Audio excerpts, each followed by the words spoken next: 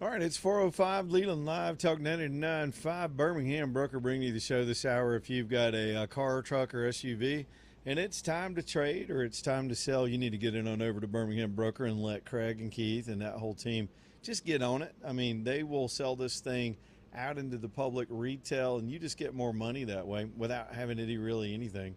It's really a consignment model. You put it on their lot, you put it into their system, they handle it for you, and it's sold, and it just really works. I'm telling you, they get you more money most likely than you're going to get on your own doing all that haggling and marketing and prepping it and all that crap you have to do. The paperwork, when you finally get an agreement to a sales price, you got to transact the deal.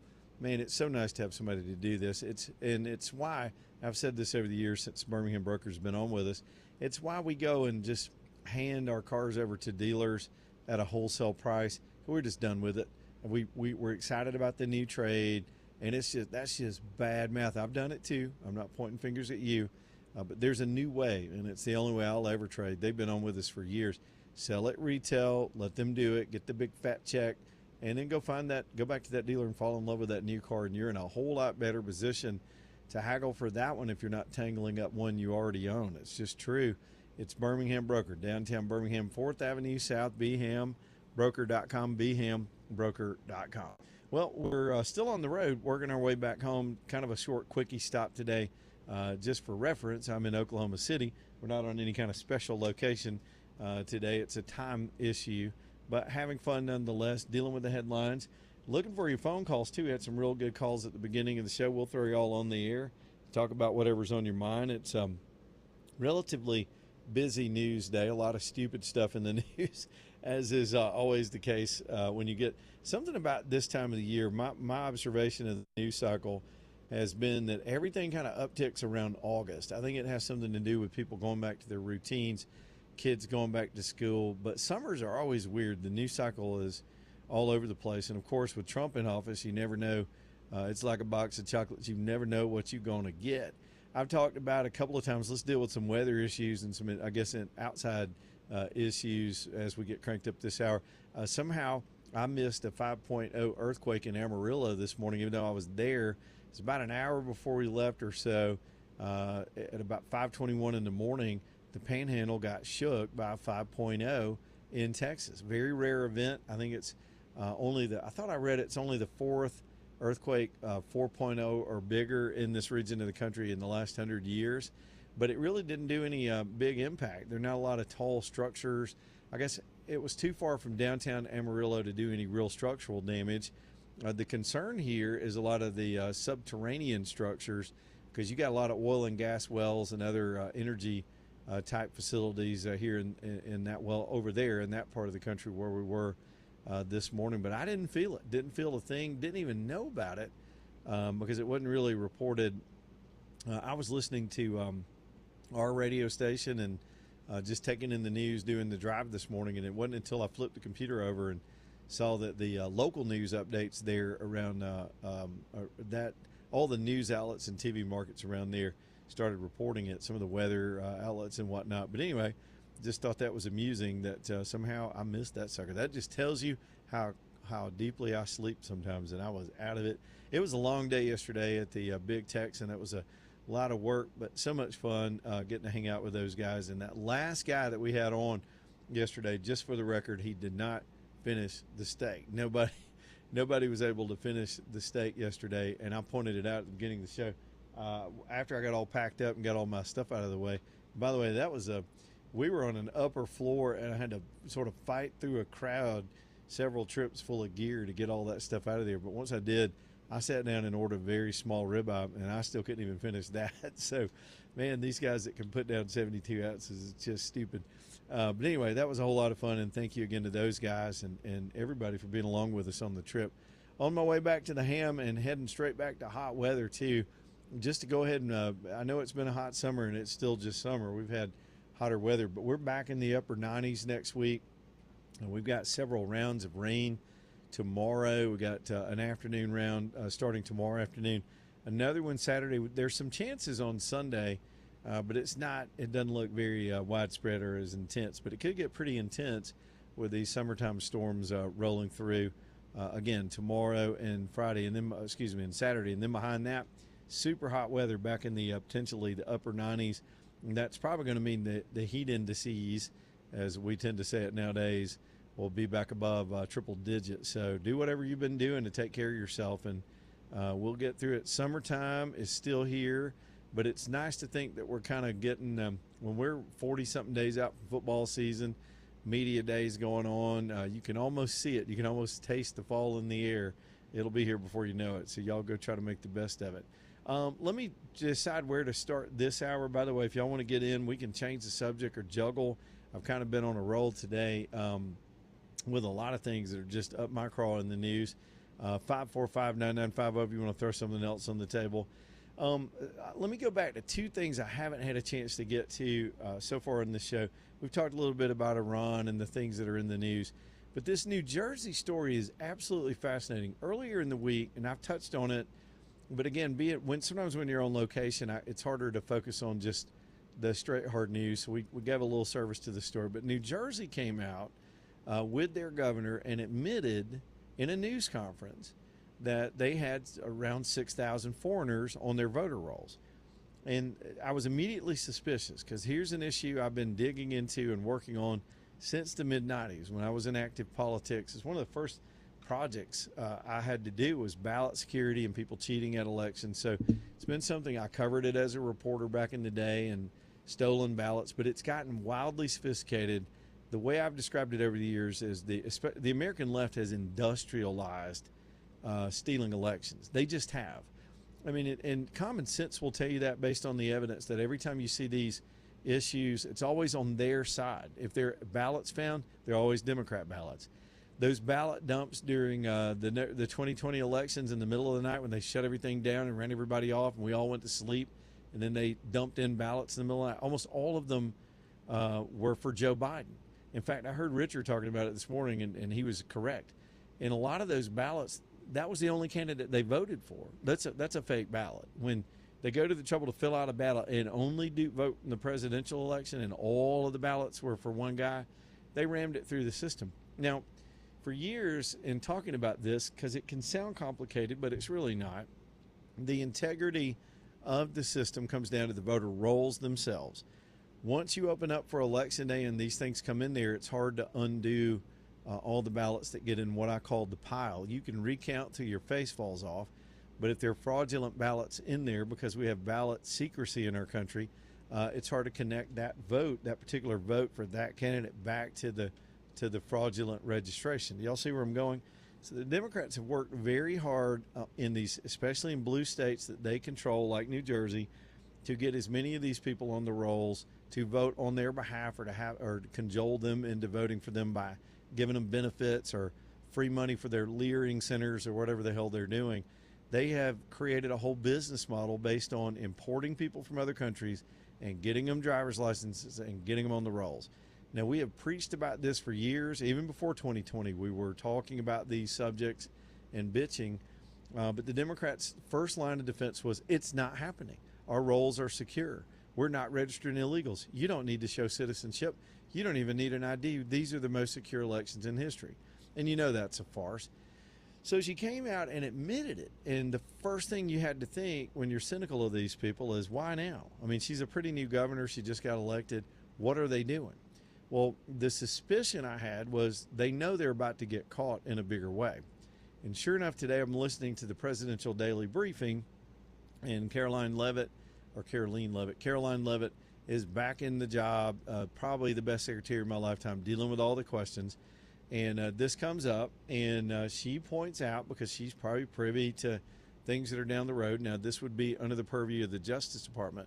But her suspicion and what she put out into the public today, I'm driving along with the big steering wheel, driving down the road and listening to Caroline Leavitt. And she just basically said the White House believes that the New Jersey officials know that they're caught, and they're trying to get ahead of this. She didn't say it that way, but that's what I read into what she said. And that's a basic PR type move that I'm just saying that I've had to do with other elected officials in my past in organizational politics, where you try to get out in front of a story and act like you're not part of it.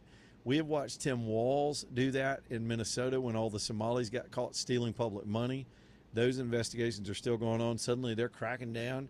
Just a few weeks ago, we had the Attorney General in the state of California come out, and he did this arrogant news conference about, well, welcome to the party, federal government. We've been cracking down on fraud. In that case, it was a lot of Medicaid and Medicare fraud where they had fraudulent ambulance services, fraudulent therapeutic services that had no patients. A lot of these are foreign actors that are applying for this money, setting up fake businesses, getting the cash and sending it elsewhere. California was looking the other way. California is damn near bankrupt just from corruption alone, much less just unethical spending and dumb ideas. So here's the AG pretending that they've always had a fraud unit. Why, here they are. Here, and he motioned to his people, this is our investigative team, and we've been on this. All that was a news conference to pretend like, hey, well, we know this. This is not a story. Of course, there are some people that, and we're investigating this, and they will be held accountable. They'll use phrases like this. How many times have y'all heard this in your life? No stone will be left unturned until we get to the bottom, which means they're not going to do anything. It means they need to do a news conference to get through the heat of the moment and then change the subject and move on to something else. So they did it in California. The Democrats just had to do this in Minneapolis and Minnesota, and now it's New Jersey, and it's the same playbook. The governor comes out and looks authoritative, acknowledges some faults in the system, blames it on a glitch. The excuse they made was that, oh, well, these people checked the wrong box. Why? We asked them if they were citizens, and they said yes. And then they got into the system somehow, and it's because these idiots gave them driver's licenses. And they gave them driver's licenses to get them on the voter rolls. And then they get caught with them on the voter rolls, and they say, well, they're the ones that lied to us. We wouldn't have ever put them on there. And we all know that is complete bull squeeze. So officials that are part of the ongoing investigations into some of these states that are doing this stuff believe that number is about 35,000 people on the voter rolls in that state that are about to get smoked out. And there could be some criminal implication there. It's really, really hard to bring those cases. I'm just going to go ahead and tell you there's a soft corruption where rules are bent, people look the other way, mistakes were made, glitches in the system, and people get away with stuff. But I'm telling you, watch New Jersey, because they got out. They're trying their best to spin that they have some integrity, that they take this stuff seriously, that they've caught these people, and that will be it. We're gonna look into this. We're gonna clean this up. Nothing to see here. Move along. Get back in there. Get back in there real hard, federal government, and find out exactly what the hell is happening in that state. I don't know about the spreads in terms of actual numbers in a state like New Jersey. I know I watched the races come across, and percentage-wise, similar to Alabama, it's a one-party state. You'll have, 50, 60% Democrat Democrat wins. But I don't know if 35,000 would be enough to change an election. Probably so in some of these more narrow elections. You've got blue states that are marginal. I mean, they're within 5 or 6% sometimes in these elections, and depending on how big a state is, that many people could swing an election. And we saw it in Georgia where it was only 11,000. What was it out in Arizona? It was just in the low teens of the difference in the vote in 2020. Yeah, they absolutely have set up these operations to steal these votes and control these votes. And it's multi-layered. It's not one thing. It's the corrupt voter rolls. It's the foreign representation. It's dead people. It's people in prison that don't have a right to vote. It's people that don't exist that get ballots sent to their house unsolicited and then somehow returned. We found situations in Wisconsin over the years. Of course, Mike Lindell, who's been all over the stuff, is running for, I think, governor up there now, doing better in the polls than some people thought he would. Suddenly you're seeing situations where they sent, I think it was, you had 4,000 people registered to vote and used the address of a tire shop. That's automatically red flag stuff. The thing is, the state didn't care. The state wasn't looking. The feds under the Biden administration were never going to look. That's the only reason Biden was in there in the first place. And now that the Trump team's looking, they're trying to do their best to look like they're taking it seriously, put enough information out there to get past it. There's another tactic that the Clintons were pretty good at, and I've talked about this before in terms of just communication tactics. but it's a tell the truth slowly effect. Clinton did this all the time. He'd get in a controversy and he'd admit to a little bit of the story, but not the whole story. And then some more would come out, and people could just take little bites at a time over the controversy and forget about the big picture. And this dude would move on to something else. And I think New Jersey is going to start doing that too. You watch, there'll be another news conference where they just happen to have found something else. And the hypocrisy of the mainstream media sock puppets that supported this notion that there was no lack of integrity on these rolls in states like that it was impossible because of their checkbox form. And I told y'all years ago that that's the honor system. The honor system is the illegal, just checks a box. And unless that is checked, unless you go back to vet that, and they're not, because they're not checking IDs and they're not requiring any kind of citizenship documentation, that's the hole in the system. And then that's their scapegoat when they get caught as well. We didn't check the box. Paco over here just checked the box. Who registered Paco? I mean, who sat down with him at the card table at the public park when he got off the bus and handed him a voter registration form when he signed up for all the other gimmies that the Biden administration and others in the federal government were giving these people to stay here? The immediate thing they do is give them some benefits, give them somewhere to live, a phone, and a voter registration card. And you're sitting there getting all these benefits, and somebody in another language is telling you, here, fill this out. Oh, yeah, check that box. Who was standing there when those 6,000 people checked those boxes? Who encouraged them to do that? Are they culpable, or did somebody else organize it? It's bigger.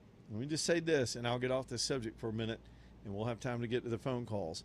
But it is bigger than what New Jersey admitted, and you can bet your sweet bippy, as our governor would say, that that's a fact, Jack, as also was in the movie Stripes. I'm just saying, I like that movie. Blakely's Bouquets bringing you the show tonight. We've already talked about Allen and Company in terms of getting your boo thing some bling. Blakely's can send some beautiful flowers on your behalf and get them delivered. My experience is if you get that order in the night before or first thing in the morning, it's delivered by around lunchtime that day around Birmingham. And man, what a nice thing to do for somebody that's going through something hard, or you just want to love on, or you just haven't given flowers. When's the last time you gave her flowers, fellas? I'm asking you. Answer the question to yourself right now. And reach out to Blakely's and just send them. You can't get better brownie points than unexpected flowers. And they're ready to go. Their ordering system is stupid proof. I can witness to that because I've used it so many times and it's always worked. And I am flowered on. So go on there and look at the big pretty pictures and pick the price range that fits you and what you want to send. Put your message in, pay them, and it's delivered. You get a text to let you know the flowers made it, and that's one of my favorite parts. Plus, they're just wonderful people, good local folks to do business with. Now, if you're on the other end of this, you're a flower person. You like detail. You've got something specific. You've got an event. You want it to look just like this. They love that. That gets them a chance to be creative and work personally with you on getting these things done, especially as we approach the holidays with centerpieces and all the things that honestly the women come up with to entertain. It's Blakely's Bouquets. Two names, Blake and Lee. BlakeLee'sBouquets.com. They're in Homewood in the Edgewood area. BlakeLee'sBouquets.com. Back in a minute.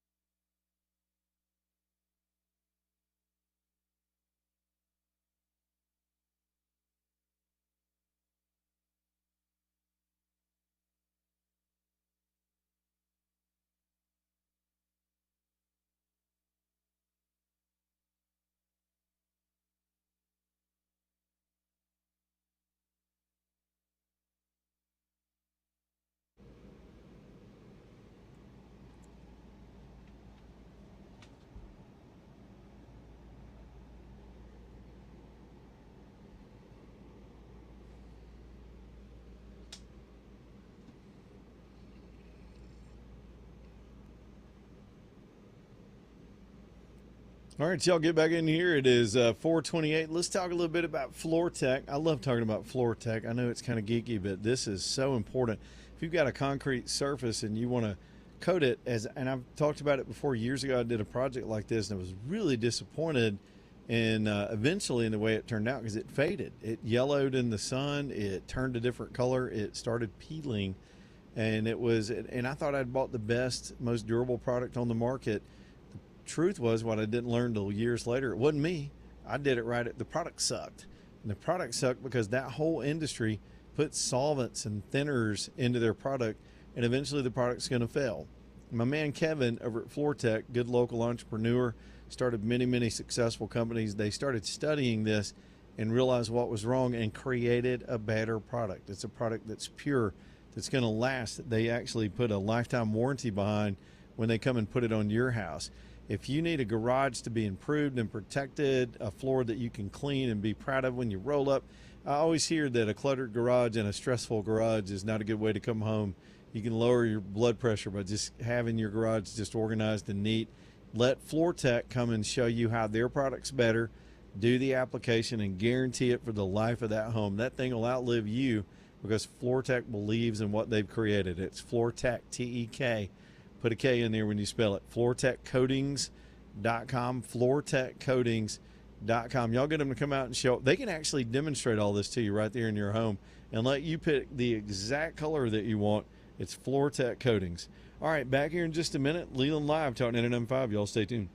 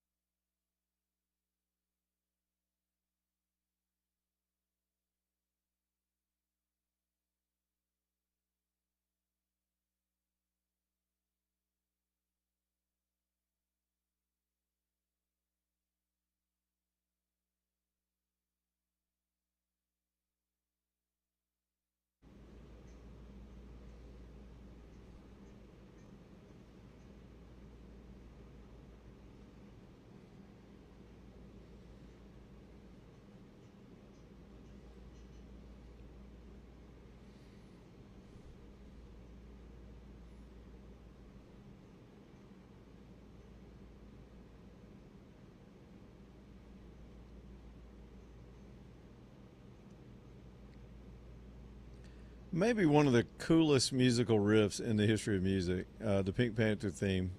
The reason we're playing it is, sadly, I just saw this. I had no idea who the saxophonist was. It was a man named Plas Johnson. He was 94 and he just passed away. I know that's a sad story, but what a life. What an iconic tune, man. We've had shows where we'll talk about TV themes. I was about to go into the idea, like, if you're a saxophone player, is that not the first thing people try to play? It's got to be. If I was learning sax, I'd be trying to play the Pink Panther. I know, like, people will pick a guitar up and immediately try to play Smoke on the Water or something like that. But, man, what a guy who left an indelible legacy of generations of people that know that theme. You start playing that, everybody knows it's Pink Panther. There's not a lyric in it. I mean, it takes talent to create a musical line that almost has its own voice like that. Why am I pumping this guy up so much, AJ? But his name was Plas Johnson, and I had no idea. And he seems like a cool cat that originally played and recorded. And I presume that he wrote that song as well. He wrote that little ditty that has transcended time. Plas Johnson, 94 years old. How about that? Little footnote in history as we move along tonight. Real quick, let me talk about my friends over at Douglas Cooling and Heating. Y'all know for years I've told you about their services, and I've used every single one of them. I mean, they've done new installs for me. They've done emergency work for me on the plumbing and the air conditioner side, mini split repair that I had from an install project, everything, warranty work, service work. I'm a big believer in the fact they've always done things right. Here's what you need to know about them. They've been around since 1972. That's a company built on a reputation that they're straight with their customers. They just tell you what it's going to cost up front. They'll give you a side-by-side in-writing comparison if it's a repair versus replace scenario. And the main thing is they seek to fix it first. They understand everybody's on a budget, and they can earn your trust in your business that way. If they come out and there's something very affordable that they can do to keep that thing going, and they do that for you, you're going to remember that. And when it's time for a replacement, they're going to be who you turn to get that done. They're good at all of it. And like I said, I've used them for everything over the years. It's just been a great relationship. I've owned a few different houses over that period of time, and they're coming out to do a new install for me this summer, and I know it'll be done correctly. Everything will be right. They've got 4.9 stars on the Google reviews, so you can tell that people other than me are big fans of theirs. So listen, take care of your system. It's a mechanical system. It needs to be loved on and serviced. I'm a big believer in their twice-a-year service work. They've got a great plan for that. Y'all, they've got financing. If it is out of pocket and you have to get a replacement done, or you just need other things done under their finance plans, that's wonderful. So it's not such a shock to the system when things go sideways with your heating and air. It is life or death this time of the year, especially next week. Your system's going to be maxed out next week. It's going to be in the upper 90s. And if it needs a cleaning, if it needs to be tuned up, if they can fix it for you, you can trust Douglas. They've been around for a long time doing it right. That's how they've been here that long. It's calldouglas.com. Very simple to remember. CALL, calldouglas.com. License number 2017181. Y'all reach out to them. Tell Jay and the team I said hey, and let them take care of you in this long, hot, sweaty summer we're having here in Alabama. All right, let's hit the phones. We haven't done as many phone calls here in the second half of the show, but we can light them up and get going with that. Again, the number for you newbies, 545-9950. Here's our buddy Henry in Winston County, who I got worried about because we haven't heard from Henry in a minute. Henry, what's going on over there on line one? What you doing, man? A minute or two. Hey, where are you right now? You coming through Oklahoma? I'm in Oklahoma City. The last two stops on the show are kind of low key because it's all I can do is get the drive in and get the show up and then keep on moving. I'll finally get home sometime on Saturday, but it's been an epic journey, my friend. One of these days, maybe you can stop in some of the places that I suggest. Ashfall, Nebraska. It will change your life to see some of these things. And I mentioned before, Mystery Mountain. It's in Truth or Consequences by Los Lunas. It's incredible. And it ties in a little bit to the Smithsonian. The Smithsonian went out there in the 1930s and said it was the Indians were writing this stuff on the walls, because the only way you can get up to the top of Mystery Mountain is to go past this writing on the wall. Well, they come to find out the ancient Hebrew, it was written in ancient Hebrew, and the resh was pointed towards Jerusalem, as a Hebrew priest would do. And it's just amazing. Anyway, they tried to pass it off as Indian writing, and the Indians, I think it was the Cherokee Chief Redbird, said, that's not from us. That's why it's Mystery Mountain. We don't know what that is. That's crazy. It's amazing. Yep. And then the last place you could stop is on coming through Texas, Dinosaur Flats. That's amazing, Leland. And again, these things turn your head around, that everything we've been taught is so much of a lie, and it continues to this day. And it goes with my question. I want to talk about this fraud would not be so easy if people weren't so easily manipulated. And I'm wondering, because I see it just hurts me to the quick, to see people, like you said, that they're pitted against each other and manipulated. And they couldn't get away with any of this stuff if the people were not so easily. And I think more so today because of AI and how it's going to get worse because of AI, that people, and maybe you'll disagree, I think are being more manipulated today than they ever have been in our history in America. For 250 years, since the Puritans stepped on Plymouth Rock, they were manipulated, and they manipulated the king so that eventually they would have, they were called separatists. They were called the same thing. We're being extremists, as we're being called today. But it's not. The communication is a million times more.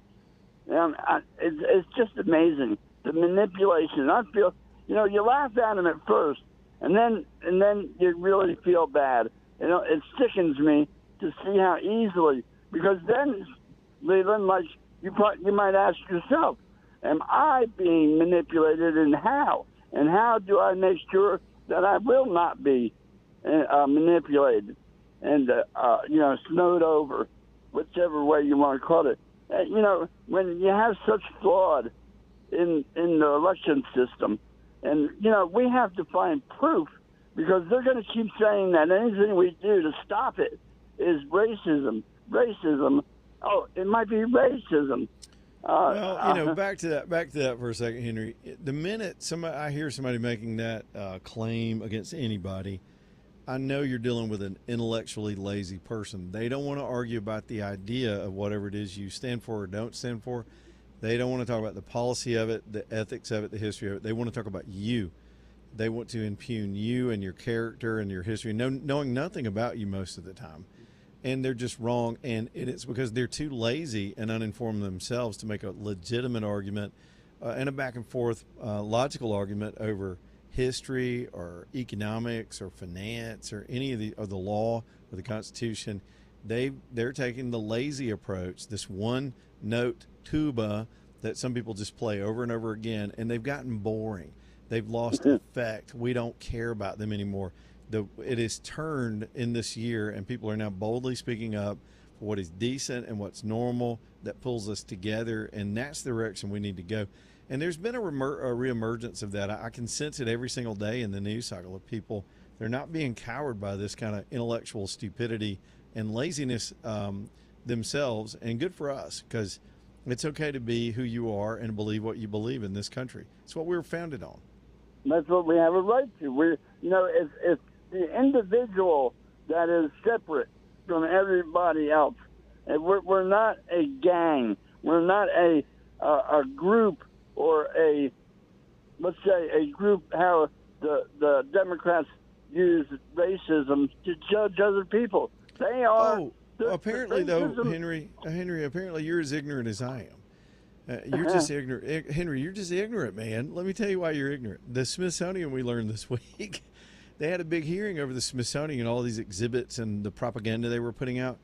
And they literally have a sheet, I got a copy of it in front of me, over what defines white culture. And here's the thing: Whoa. I don't define anything on here. I don't take exception to. I would be proud to stand for any of these things. If I were black or brown or any of these other ethnicities that we want to try to tribalize ourselves over, I'd be pissed at this because it presumes that only white people would be for things like you just mentioned, rugged individualism. It says the individual is the primary unit, that white people believe in self-reliance. I'm like, yeah, we do. But we invite everybody to believe in that. We think the world would be better if we all believed in things like this: family structure, the nuclear family, the father and the mother and kids. They call that white culture. The presumption is every other culture doesn't believe in that, that only our people, only our tribe, Henry, can believe in that. How racist is that? When most of us that do believe in these things, I believe in all of these things on this list. Everything on this list, I'm like, one of them is the Protestant work ethic. It's supposed to be invective. It's supposed to be bad. Hard work is the key to success. Work before play. If you don't meet your goals, you didn't work hard enough. They say this is exclusively white culture, and nobody else believes this but the mean, evil white people. I'm like, well, yeah, hell yeah, I believe all of that. That's my whole life right there on one sheet. But I've never thought it was exclusive to us or anybody else. This is, by the very fact, the first damn thing on their list is the individual. We think in terms of individuals, not tribe and race.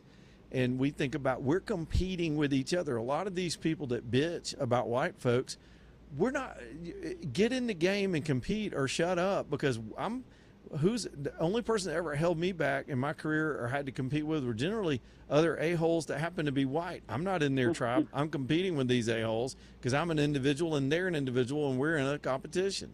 Oh, and so, that is so on the money. All of that stuff got exposed this week. This sheet is the funniest thing I have seen. These arrogant asses that sit around and want to vilify people that are for the virtues of being white are now ascribing some of the best human characteristics you could have as belonging exclusively to white folk, and I take exception to that. I got too many friends of all ethnicities that believe in these same things: hard work, learning science, reading, education. If y'all want to just give that to us and give up, fine. My people will take it, because but those things are universal, and they should be universal. Hey, Henry, I'm sorry, I got off in a dirt road. No, that's cool. I like it. Hey, you know, and this is where I get my giggle from. Every time I hear him with the racism, I hear, what do you call it? White supremacy. And then I think Barney Fife.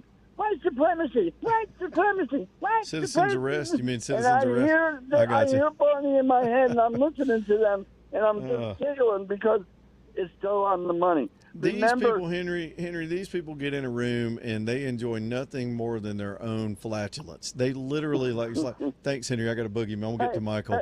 Hey, man, just got a boogie. Thanks, Henry. Love you, long time. Call us back. But yeah, it's like that South Park routine where they were so pure, they didn't want to pollute the environment, and they would fart and inhale their own farts to keep it from. Anyway, here's Michael. Let's go to Michael, line 2. What's up, Michael? Oh, Michael dropped. Okay, that's fine. I'm late. I got off on a rant. Yeah, I didn't even know if I was going to bring this up today. But this white culture sheet, the assumptions of white culture and everything about it, I mean, they get to things like emphasis on the scientific method. This is the frickin' Smithsonian. This isn't some ponytail, elbow patch professor at a junior college in South Alabama making up stuff. This is the frickin' Smithsonian that you and I pay for, saying that it's very white to be focused on objective, linear thinking and cause and effect relationships, quantitative emphasis. That just means science. I mean, that presumes that nobody else believes that, but just the white culture. That's a white thing. They've also done things like showing up on time. I mean, all of these things are somehow, that's a whitey thing, and that's either bad or it doesn't belong to us. And that is, I'm not going to use the word offensive, that's just wrong. I mean, it is so presumptive that other races and cultures couldn't also agree on these things that are very good for human beings to believe in. These are things that absolutely are the core at being an American, is believing in your own self. Hell, Martin Luther King himself said, judge a man by the content of his character and not the color of his skin. What is that but individualism? That is the most bold statement on individualism in the history of this country, coming from one of the greatest leaders, not only black leaders, but greatest leaders of his time. MLK says, judge me by my character. Judge me by what I do and who I am. And that's fair. And that's all he was asking for. And these two-bit, sawed-off, wannabe, pseudo-intellectual soy bitches in these colleges and universities and at the Smithsonian have decided, and I'll guarantee you white people wrote this anyway, have decided that somehow that doesn't belong to all of us. That you're either in this tribe or that tribe, and you don't get to choose your individual response to how you vote or how you think or what you say, what you believe. How wrong is that? And thank God this stuff got smoked out in Congress today. They had created an intellectual disaster at the Smithsonian, and that needs to be cleaned up. We have got to pull together and decide how many of these things that we all can agree on that make us uniquely us. That's how God sees us. Do you think God judges us on race? Or when you get to the pearly gates, is he going to look at your race first and decide if you get in or not? No. He's going to ask how you lived your life. They got a book, if you believe the Bible, the book right there with all your stuff in it. That's literally the book of your individual life and the stupid things you did or did not do.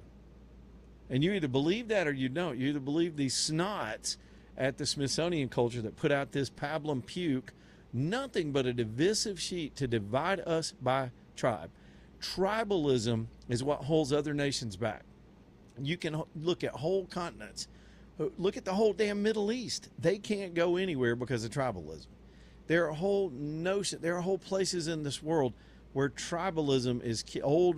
Even in Europe, the feudal system and tribes, rivalries between clans, that kind of tribalism is what created the Dark Ages, is what held humanity back in that part of the world for hundreds of years. Nothing changed, nothing advanced because of tribalism.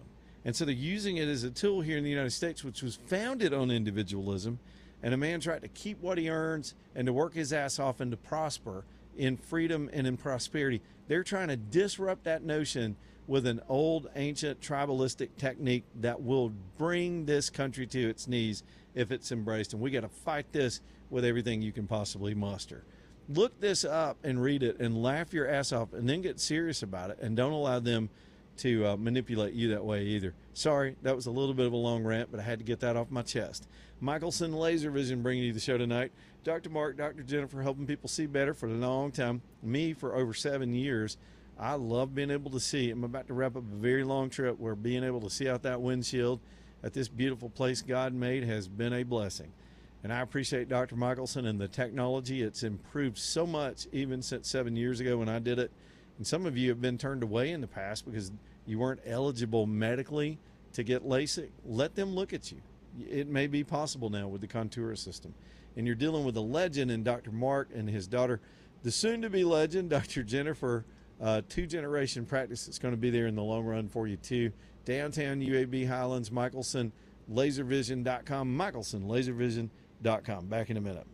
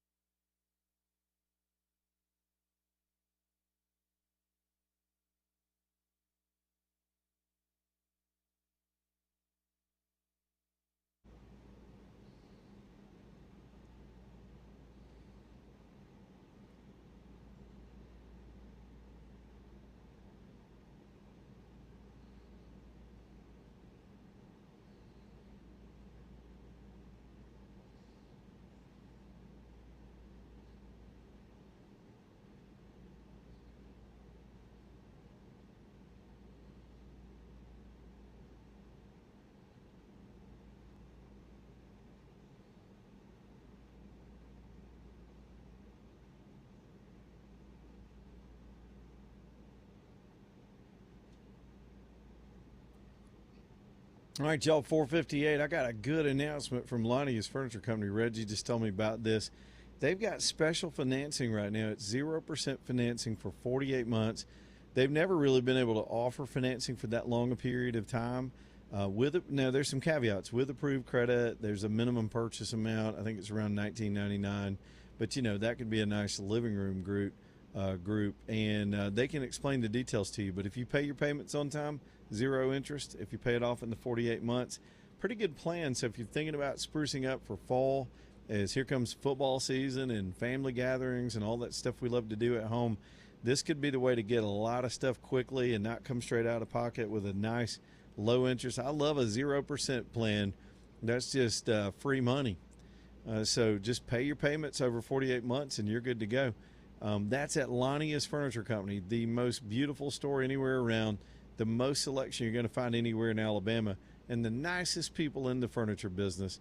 Right now, for a limited time, 48 months, 0% financing at Lonnie's Furniture Company, exit 280, right off I-65.